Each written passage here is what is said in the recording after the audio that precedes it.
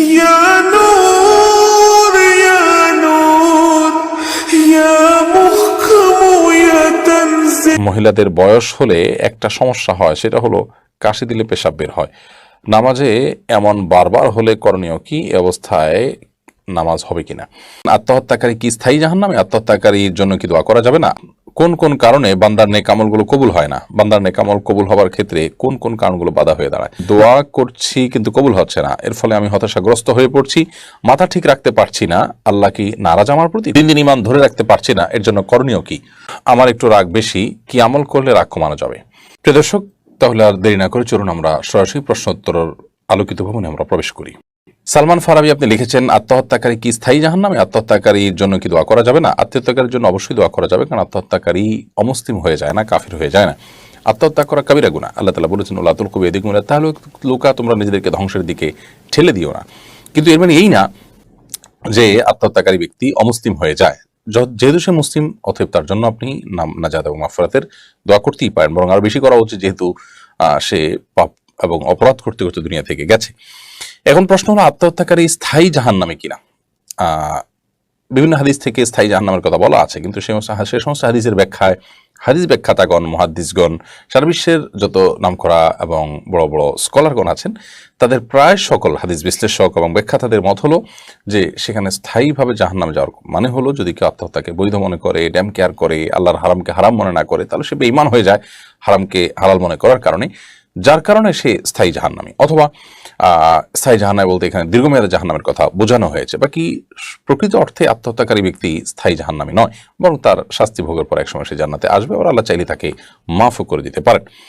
সাজিদ আল রাজি আপনি লিখেছেন, কোন কোন কোন কারণে বান্দার নেক আমলগুলো কবুল হয় না? বান্দার নেক আমল কবুল হবার ক্ষেত্রে কোন কোন কারণগুলো বাধা হয়ে দাঁড়ায়? যখন সেটা এখলাস পরিপন্থী হয়, অর্থাৎ কোনো নেক আমল যদি দুনিয়াবী কোনো উদ্দেশ্যে হয়, নাম যশ খ্যাতি কুড়াবার জন্য হয়, দুনিয়াবী কোনো ধান্দায় হয়, তাহলে সেক্ষেত্রে সেটার আল্লাহ দরবারে কবুল হয় না। আবার বিশেষ ইবাদত যেগুলো বিভিন্ন শর্তের উপরে আপনার নির্ভরশীল, বিভিন্ন শর্তের বেড়া মানে উপর সেগুলো নির্ভর করে, সেই ইবাদতগুলো সেই শর্ত না পাওয়া গেলে সেগুলো কবুল হবে না। যেমন সালাত, নবী করিম সাল্লাল্লাহু আলাইহি ওয়াসাল্লাম বলেছেন, লা তুকবালু সালাতুন মিন গায়রি তুহুর, পবিত্রতা ছাড়া সালাত কবুল হবে না। অতএব আপনার পবিত্রতা যদি না থাকে, তাহলে সেক্ষেত্রে আমাদের সালাত কবুল হবে না, কারণ সেটা তার জন্য শর্ত। এভাবে অনেক ইবাদত আছে যে ইবাদতগুলো আপনার বিভিন্ন শর্তের উপরে আপনার নির্ভরশীল, এবং সেটার কারণে সেই শর্ত না পাওয়া যাওয়ার কারণে ইবাদত কবুল হবে না।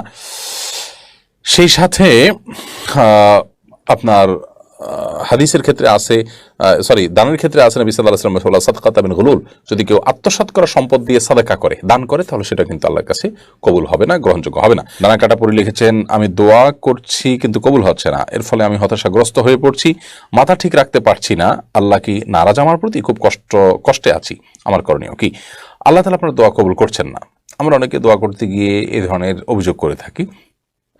এর মানে হলো যে আমরা মনে করি যে আমি দোয়া করলাম, কবুল কেন হচ্ছে না? প্রথমত, দোয়া আমরা করব, দোয়া কবুল হবে তখন যখন তাড়াহুড়া করব না। নবী সাল্লাল্লাহু আলাইহি ওয়াসাল্লাম বলেছেন, বান্দা যখন দোয়া করে আল্লাহর কাছে দোয়া কবুল হয়, মালাম ইয়াস্তাজিল, যতক্ষণ পর্যন্ত সে তাড়াহুড়া না করে, অর্থাৎ দোয়া কেন কবুল হচ্ছে না এই কথা না বলে। আপনার দায়িত্ব প্রার্থনা করা, আবেদন করে যাও, আপনি আবেদন করে যাবেন, একের পর এক নিবেদন করে যাবেন, আল্লাহ সুবহানাহু ওয়া তাআলা যথাসময়ে আপনার দোয়া কবুল করবেন। যদি কখনো আপনার দোয়া কাঙ্ক্ষিত দোয়া কবুল না হয়, তাহলে সেক্ষেত্রে আপনাকে মনে করতে হবে যে হয়তোবা এই দোয়া কবুল না হওয়াতে কোনো কল্যাণ আছে, অথবা এই দোয়াটা নির্দিষ্ট সময়ে আল্লাহ তাআলা কবুল করবেন, সেজন্য অপেক্ষা করতে হবে, কিংবা এই দোয়ার কাঙ্ক্ষিত যে দোয়া আপনি করেছেন তার কোনো দুনিয়াতে বিনিময় না দিয়ে আল্লাহ তাআলা আখিরাতের বিনিময় দিবেন। অনেক মানুষ কিয়ামতের ময়দানে অনেক সওয়াব এবং বিনিময় দেখে বলবে, আল্লাহ এগুলো কিসের বিনিময় আসলো? তখন আল্লাহ তাআলা বলবেন, দুনিয়াতে দোয়া করেছো তুমি, সেটা দুনিয়াতে তার বিনিময়ে কিছু দেওয়া হয়নি, আখিরাতে তোমার জন্য জমা রাখা হয়েছে। তখন অনেক মানুষ আক্ষেপ করে বলবে যে দুনিয়াতে আমার সমস্ত দোয়াগুলো কবুল না হয়ে যদি আখিরাতে এরকম পেতাম, স্থায়ী আমি ভোগের সন্ধান পেতাম, স্থায়ী নেয়ামত পেতাম। তো এই জন্য দোয়া করার ক্ষেত্রে তাড়াহুড়া করা আসলে উচিত নয়, বরং অপেক্ষা করতে হবে। এটা আমাদের স্বভাবগত ত্রুটি যে খুলিকাল ইনসানু মিন আজাল, মানুষ তাড়াহুড়া থেকে সৃষ্টি করা হয়েছে, মানুষ তাড়াহুড়া প্রবণ।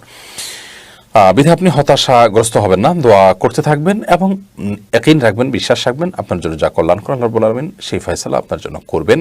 আমি যা চাইছি সেটাতেই যে আমার কল্যাণ আছে তা তো নয়।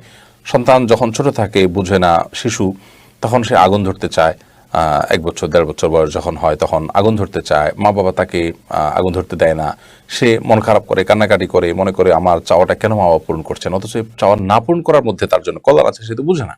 এজন্য আল্লাহ তাআলার প্রতি আস্থার কোনো ঘাটতি যেন আমাদের না হয়। শারমিন আপনি লিখেছেন, মহিলাদের বয়স হলে একটা সমস্যা হয়, সেটা হলো কাশি দিলে পেশাব বের হয়। নামাজে এমন বারবার হলে করণীয় কি? এ অবস্থায় নামাজ হবে কিনা? মহিলা হোক আর পুরুষ হোক, যদি এরকম হয় তাহলে সেক্ষেত্রে, যদি এরকম হঠাৎ হয় তাহলে সেক্ষেত্রে নামাজটা আবার পড়বেন, যেহেতু আপনার পেশাব বের হওয়ার কারণে ওযু ভঙ্গ হয়ে গেছে, কাপড় নাপাক হয়ে গেছে, বিধায় আপনি কাপড়ের অংশটাকে পরিষ্কার করে পবিত্র করে আবার ওযু করে নামাজ পড়ে নেবেন। আর যদি এটা অনবরত হতে থাকে, ধরুন